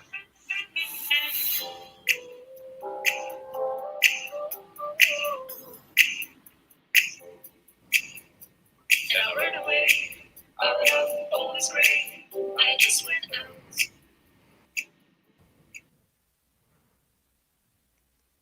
Jeeth recorded me. That was awesome. I love, we had a little audio glitch there and I love it because now you have to hop over to my YouTube channel to hear what I was saying in the first half of that. So see, it's cross promotion. It's cross promotion. Look at that. So the stuff, first, before I kind of get into it, I want to announce a little thing I'm super proud of. I just launched a new line on my website, a new travel line called the Explore line. I'm wearing it today. Look at that. Explore. It's got a little paper airplane. Super fancy. If you want any of that stuff, you can head over to my website and grab some. I got bags, your perfect personal item for, travel. If you need a little pillow, I pick travel size pillow. I got everything you can want. So head on over there. Check out some of those new Explore line products. So if you're just joining the stream, my name is Brandon, and today we're talking about travel, hacks, tips, tricks, all sorts here live on IBM TV. We're about 20 minutes to go. So if you're just jumping in, feel free to leave a comment. You can leave a comment on the YouTube channel. You can leave a comment on the IBM TV Facebook page. So Anka's asking why flights over the Atlantic are always difficult comparing to over the Pacific. I don't know if this is true, but I've been told it's because of the winds. That's what I've been told, because it burns more jet fuel and it's like harder, I guess, to fly against the wind. I don't know if that's true. That could be a total lie. That's what I've been told. Could be wrong. Could hard to say. Flying against the jet stream, I guess. There's a jet stream somewhere. I don't know meteorology, but I've been told that's why it is. But if you use some of these tips, you can help kind of avoid some of those expensive, pricey places. Mark says those restaurants are expensive at the airports. Any airports that have good food at a cheap price. Well, Mark, I've got some bad news for you. A lot of airports will have great food. You're not going to find it at a great price. But that's one of the rules I break. This is we're talking a little bit about some of my rules and some of the rules I break. I eat at airports a lot. Not every time I fly, but often. I bring snacks for sure, but eating at airports I break that rule all the time. Jim wants to know why my tips are common knowledge. Well, because not everybody has subscribed to my YouTube channel yet, and not everybody is watching IBM TV yet. But with enough weekly broadcasts and enough people following up on some of that content on my website, we're gonna get there. We're gonna get there. But here's the deal: these things are businesses, and they need to make money. Kind of a gag is, and Kimberly can tell you this as she's reminded me a few times that her family used to be travel agents, like 70% of the airline's rates are not published publicly. They're internal rates for travel agents, for travel agencies. So you got to do a little digging. But I do break my own rules. I do eat at airports a lot. And here's why. I'm big. I'm not, but I like to eat. And snacks are great and they get me through, but after about 6-7 hours of being in an airport, I need a meal. I want to sit down. I want to have a little glass of wine. I want to have something delicious. Oh, Jim likes the chess background. Is this chess? I have chess. You mean my little doohickey? These are my little recording doohickeys. The audio sounds better. They're acoustic foam. I've got them all over this room. There used to be one right there. You can see my head's in the way. You can see there used to be one right there, but it fell down. They're chess themed just for you, Jim, and they make me sound a little bit better. So I mean, food in airports is expensive. Mark, you're right. You're gonna find some expensive stuff, but if you're at you like the pillow. I like the pillow too. Isn't that nice? Isn't that fair? Look at that. And so comfortable and soft. And you can order one today. Hop on over to my website. So, when you're at the airport, you got to be really careful about where you go to eat. You can do your fast foods. They'll be cheaper. Still gonna be a little bit more expensive than fast food would be outside of the airport, but like a nice glass of wine and sit down dinner after a long day of flying or during a long layover, I think really help. So here's if you're gonna do it, if you're gonna eat at an airport. So I'm sorry, I'm still answering Mark's question. Oh my God. Is it easier to fly east or west? Depends on when you're flying. It totally depends on when you're flying. Price wise. As far as turbulence, yeah, I don't know. The whole going through climate change, so it's hard to say. Price wise, it depends on when you're flying. If you're flying on the weekends, it's almost always going to be easier to go east because most people are going home for the weekends or like after their business travel. So weekdays are just always going to be better for you to fly either direction. When it comes to eating, like Mark was saying, it's hard to find an affordable place that does well. So here's kind of what I do. I would say avoid your fancy sit-down restaurants, sort of like Gordon Ramsay knockoff, or who's the other guy with the spiky hair. Any of those places that they have like their fancy chefs, just ignore. Find a nice Irish pub, find a nice bar with some finger foods, pop in, have a pint if you'd like, or have maybe just like some mozzarella sticks, just something warm to kind of relax you. The time zone, well, that's true. So I'm talking a little bit more about price. I guess when it comes to time zones, it's much easier to go backwards. Is that backwards?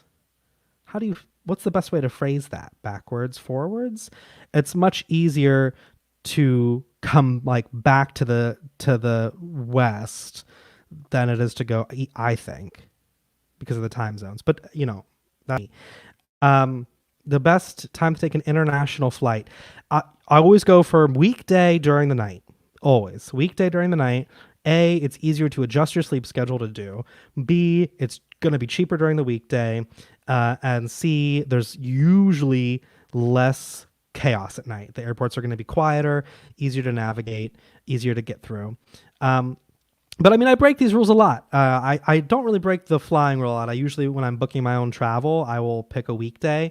Mondays are great. Wednesdays are great. Once you get to like Friday, Thursday, Friday, it's going to be a little more pricey because that's when the business travelers are going home. So there's more traffic. Oh, excuse me. Thing with the live stream. I'm my water is making me burpy. So when you're ready to eat at the airport, I think it's important to find like that nice easygoing place, that kind of finger food place. A little step up from fast food, but I do that a lot. I definitely do that a lot. The other rule I break is the whole water bottle thing. It's so embarrassing, but I lose my water bottle all the time. I've bought nice water bottles. I even bought a water bottle that had leopard print on it, and I put glitter on it so I could see it from a distance and know it was my water bottle. Lose my water bottle. All that doesn't matter. I'll have it for 5 minutes. I'll set it down somewhere. I'll forget and walk away. So usually what is I'll bring my empty water bottle through security, and I'll get to this side of the gate. I'll put it down somewhere. Gone forever. I'll never forget. I'll never put it down, and I'll always end up buying water. I'll always do that. I don't know why. I don't know why I do that, but I'm just horrible about keep of a water bottle. I think it's because I've got so many other things that I've got, my passports and papers and bags and, all sorts of stuff. I think that's what, maybe if I took my fancy personal item Explore bag, boom, maybe if I took that, I could put my water bottle in there. It's polyester, so I don't have to worry about it spilling. And maybe I could do that. Keep my water bottle. Thanks, Jim. I'm glad you like some of the tips. Airports are hard, man. Airports are crazy. Airports are places where you experience a lot of emotion. Do you ever think about that? Airports are like therapy. Because you get excited when you're going to a new place. You're happy, you're ready. Sometimes you're nervous to fly. Sometimes you're angry about delays. You can go through a lot of emotions at airports. So you got to know how to navigate your airport. I've to the same in and out of the same airports a lot. I fly back into the States, into San Antonio, Cleveland, and Sarasota. I've flown into those airports a lot. So I know my places. I know where to go. I know where the best isolated places to charge my phone and take a nap. I know where where I'm going to go for food, stuff like that. The other thing that's hard, I think, at airports is they're designed to confuse you. Gatwick is a good example of this. London Gatwick is very, very good at getting you to spend more money because you check in, you walk through duty free, it's bright, it's light, there's people all around to help you shop. It's very easy to spend some money there. If you get through duty free, you didn't spend any money, did good, you get out to the other side, they're not going to tell you what gate your flight is taking off from until like a half hour before your flight takes off. So if you're there and you've got an hour to kill, you're going to spend most of that hour in the central shopping area, looking at the screen, waiting to see what gate you need to go to. And that makes it so easy to spend some money because you're going to spend an hour, 2 hours, 3 hours, 4 hours. You're going to spend a while in that kind of central. If you've ever flown into Gatwick, they have like a central seating area, and the upper level has all these restaurants and lounges, and the bottom level has all these restaurants and shops, and they got big screens everywhere. But it's like it's right before your flight starts boarding that they'll finally tell you where to go because they want to keep you there as long as possible to spend as much money as possible. So you gotta be careful because it's easy to spend money there. Fun side note, not to go too much of a but the one time I was almost deported because I didn't have a valid passport for entry to a new country that I was flying into was at London Gatwick. I was sitting in that central area at London Gatwick. I think I called my dad and my sister and I said, hey, I'm about to land in France, in this country. I don't have a valid passport to get in, so I might be deported. Don't know. I'll call you in a day and let you know what happens. So that if you want more to that story, check out my Lost Passport YouTube video. I detail what to do when your passport gets stolen overseas and how to resolve it. Spoiler alert, it is not easy to do. So you can check out that video if you want a little bit more on that story. But those airports, they're really designed to keep you into the area where you're going to spend money and make you spend it. And I love Nando's, some great food at airports, but it's never worth it. Kim says some places have great shopping, but don't buy anything from shops. At the big hard food, I can cut you some slack on. You might need a nice meal, but any retail outlet, you're gonna pay more for your product when you're there. And like Kim says, you can't return it because you have to buy a plane ticket to go back into the airport to make that return. It's never worth it to buy something from a shop. The places that sell luggage, the places that sell makeup, the places that sell headphones and whatever, never worth it. I'm a big fan of that. I actually bring three kinds. I bring a backup headphones with me because I love my music on my planes. So I take these because these are great. They're noise canceling. So I put them on and that's my headphones. But I have a backup pair, which are wired earbuds that I can plug in.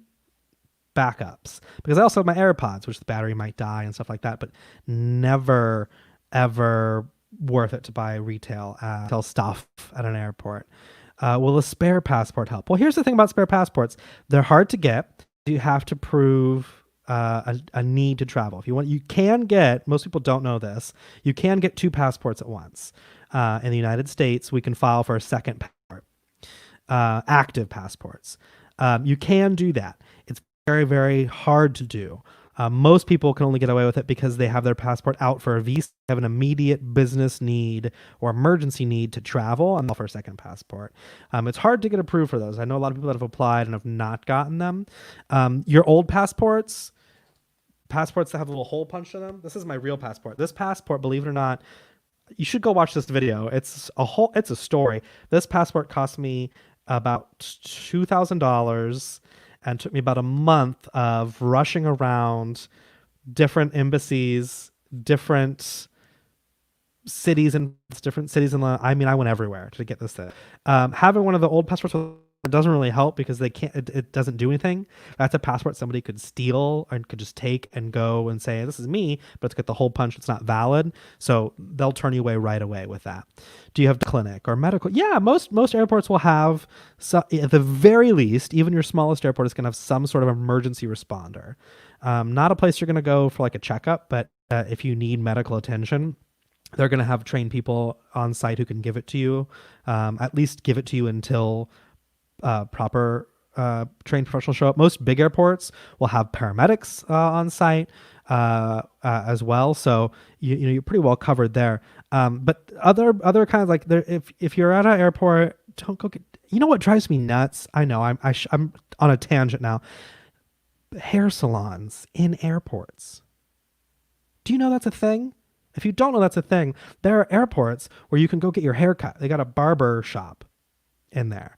It drives me nuts. Why plan your travel so poorly that you couldn't get your hair cut 3 days, 4 days, a week before you traveled, that you would spend the extra money to go get your hair cut at an airport? Stuff like that. It's just not worth it. Even if you're traveling full time, and I traveled full time for about 4 years, you plan it. I'm going to be traveling for the next 2 weeks straight. Great. I'm going to get my hair cut before I go. Get my dentist, whatever I need to do, because it's not ever worth spending that extra money in the airport. That's, I think, about all the time we have for the show today. I appreciate for those of you who have joined, everybody who left comments and asked questions. That's awesome so much for doing that, keeping me going on different tangents. And yeah, if you want some cool Explore gear, you can get it at my website, thebrandonscott.com/store. Just go there, and first thing you'll see is some of the swag and merchandise. Or you can subscribe to me on YouTube. It's free to do. Great way to support me and learn a lot more. You can learn more about that story I was telling you about, the whole passport thing. I got a whole thing there. And it was literally months of me at like 3 a.m. through the streets of some foreign city with all my bags, trying to point the camera at myself and talk. It was a lot to do. And I also needed to at the same time. So it was a lot of drama. Emergency passports to full passport, visa to powers of attorney. It's a lot. So you go over there, subscribe to me on YouTube, check out my website for more travel tips, hacks, and just some fun stories. We're going to reminisce a little bit. When we can travel again, you'll have some inspiration for that. I am going to be doing a whole episode coming up, probably towards the end of September here, on what the future of travel will be post-pandemic. What are we looking at? What is going to happen? We're still talking now like it was the heyday, like it was the days when you could travel freely, and giving you some basic tips. But we're going to build you up. We're going to get you some basic tips for what travel is normally like. And then in the month, we're going to talk about just the chaos of the pandemic. I can say definitely chaos, because I was evacuated from a country in 12 hours. So it's chaos. But we'll talk about it at the end of the month. But let's get the basics. We're going to build you up, give you some basic tips and advice. Don't forget to hang around here on IBM TV for the next show with, I should know this. Henning Morales is going to be next on IBM TV. Thank you so much for watching. Thank you so much for supporting my channel and my content. And I hope you guys have a lovely morning. Be inspired to travel, but stay at home and wear your masks. But be inspired and have a lovely, wonderful Tuesday. Thank you so much, everybody.